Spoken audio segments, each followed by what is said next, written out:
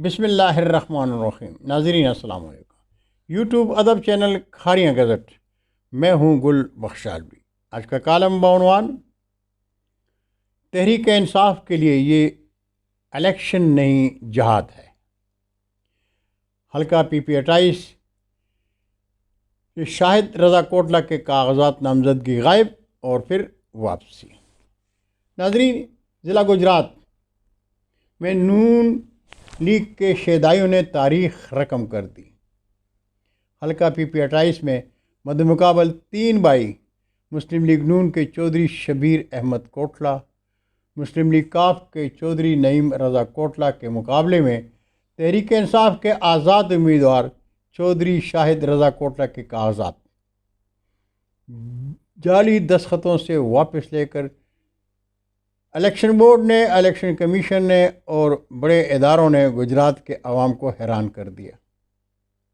ناظرین، supreme court نے پاکستان کے سب سے بڑی قومی سیاسی جماعت تحریک انصاف سے انتخابی نشان چھین کر الیکشن 2024 سے باہر کر دی اور اب خلائی مخلوق اپنے منظور نظر میاں محمد شریف کو تخت اسلام آباد پر بٹھانے کے لیے تحریک انصاف کے آزاد امیدواروں کو بھی الیکشن سے باہر بٹھا رہی ہے۔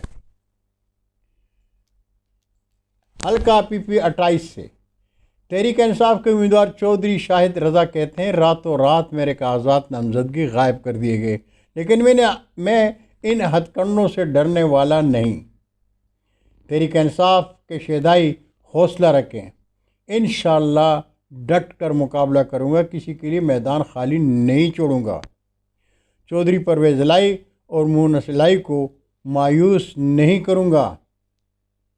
چودھری شاہد رضا کوٹلہ نے کارکنوں کے نام اپنے پیغام دیتے ہوئے واضح کیا کہ راتوں رات جھوٹے بیان حلفی جمع کرا کر ہمارے کاغذات نامزدگی غائب کر دیے گئے۔ یہ ہمیں الیکشن سے باہر کرنے کی مضمون سازش ہے، لیکن ہم سیاسی حریفوں کو بتا دینا چاہتے ہیں کہ اس طرح کے اونچے ہتھ کنڈے استعمال کرنے کے بجائے ہمارا مقابلہ کریں۔ ہم ان ہتھ کنڈوں سے کسی صورت ڈرنے والے نہیں، کسی وہم میں نہ رہیں، میدان خالی نہیں چھوڑیں گے۔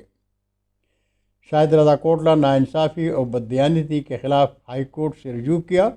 ہائی کورٹ کے حکم سے الیکشن ٹریبونل نے شاہد رضا کوٹلہ کے کاغذات نامزدگی بحال کر دیے ہیں۔